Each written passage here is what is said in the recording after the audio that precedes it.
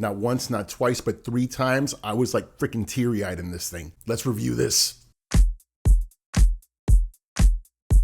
Yeah, the last time a movie this good came out on my birthday, it was Lost Boys. So yeah, I'm freaking old. Hey guys, welcome to my Spider-Man Brand New Day movie review that I will be keeping spoiler-free. And I also want to go over the 3 things that got me emotional like that without spoiling anything. And stay till the end when I rate this using my super sophisticated 5-star rating system. But yeah, just to get right into it, bro, this movie looks fantastic. The suit, bro, seeing that vibrant blue with the red, like that vibrant color from the suit. I love the dark stuff and all that, but bro, like old school Spider-Man, the comics, the like Spider-Man and Friends cartoons, that's what you feel when you see his suit in this, bro. And it's like the fabric, it's so cool. Also, the swinging through the air is done really well. The little shots I'm not going to tell you about that you're like, okay, that's new. We've never seen that before. And it gives you a little bit more of an intimate, closer look to Spider-Man, which is really neat. Fight sequences are amazing with the imagery that comes with them. Seeing like certain positions of Spider-Man, you're like, that's straight from a comic book,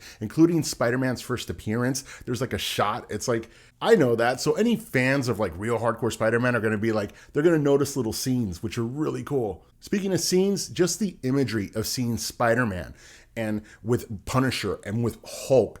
Not to get into detail, but there's like a sequence with Spider-Man and Punisher. And I was like the emotional little kid, like just looking at something like, wow. And that was the first time I started freaking get teary-eyed, dude. I'm like, I never thought I'd see this on screen. Destin Daniel Cretton directed this. This guy knew the assignment, he knows the IP, and he needs to be the only director to ever do a Spider-Man film with Tom Holland from now on. Also, I've enjoyed every single Tom Holland Spider-Man movie. There's really not a bad one. But whether it's Tony Stark, Doctor Strange, Nick Fury, the Spider-Man MCU films have always had like these Avenger fingerprints all over them. But in this movie, that is all gone. And by removing all that tech from his suit, which was awesome, we now get to see Spider-Man do more like Spider-Man things and feel more Spider-Man. It's addition by subtraction. And yes, there are other characters obviously here that you know, but they feel like they are in a Spider-Man movie and not Spider-Man in an Avengers world. So yeah, this does feel more grounded, even though Hulk is in it. Take all these things from the look and the feel of the film, and this Spider-Man film feels like the most Spider-Man film of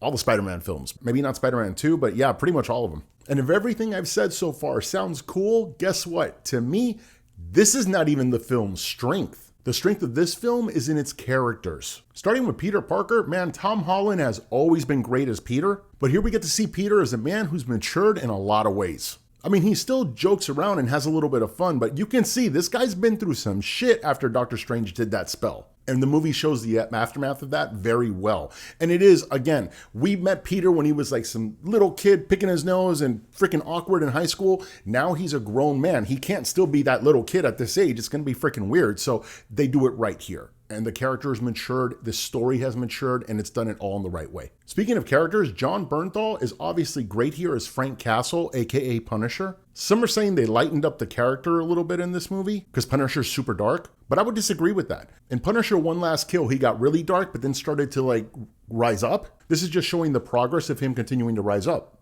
Character arc. And there is great chemistry here with Spider-Man and Punisher. Bro, if they ever decide to do like a freaking Punisher Spider-Man cop buddy movie, even 10 of them, I will be there day one to watch each and every single one of them because they're freaking great. But the real character chemistry thing here is what's really going on between Peter, MJ, and Ned. This is where the film really actually shows his heart, and this movie has a lot of heart. There's like a weird dynamic going on, and as you saw in the trailer, Peter's entering back into their lives, and at least trying to, and I love the way it's not easy. Shit's complicated, and I appreciate that. And the scenes that this happens in, dude, you are totally invested in those scenes because these characters have history. And there are some great moments in these scenes. There's one that actually got me really teary-eyed that I was like, bro, not because it's sad, but because it's just, I don't know, beautiful and just layered. Like in all this stuff, there's no, oh my God, I can't wait for us to get back to the action. No, you're like, I don't care action. I want to stay here for a little bit. And that's when a comic book movie is doing right. When you don't need your character to be in a freaking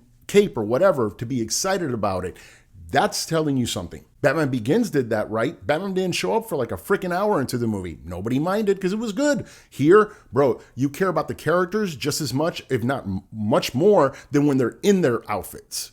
Good job movie. And listen, I love the MCU, but it has a very rinse and repeat feel to it with tone, humor, look, and hey, I mean, it works. Spider-Man Brand New Day is very much an MCU film, but it doesn't really feel like one. It's fun, but it's also mature at the same time in all the right ways. There's a great message here and some serious heart. Like, this movie hits all the right buttons. And listen, the movie's not perfect. There's some little bit of pacing issues, and the storylines don't always flow so perfectly together. Still, by the time we were kind of wrapping up that third act, bro, there's the third time I was freaking wiping tears. Because this movie knew exactly what it was doing with its characters, with the IP of Spider-Man, and giving us a Spider-Man film. Guys, in the end, Spider-Man Brand New Day is not a perfect Spider-Man film, but guess what? It's now my favorite Spider-Man film. By hitting all the right buttons and being one of, if not the purest Spider-Man film they've ever done. And it's obviously magical shit.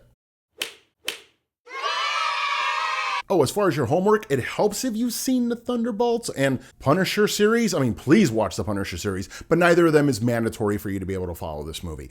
Oh, and there's one credit scene at the very end, dude. And it's interesting. And if you want to go into the comments and talk about it, I would love to hear what you have to say because I am curious about that. Guys, what did you think of Spider-Man Brand New Day? Also, let me know that in the comments. Movie reviews, trailer reactions, I do all that crap. Subscribe, hit the bell for notifications, and thanks for watching.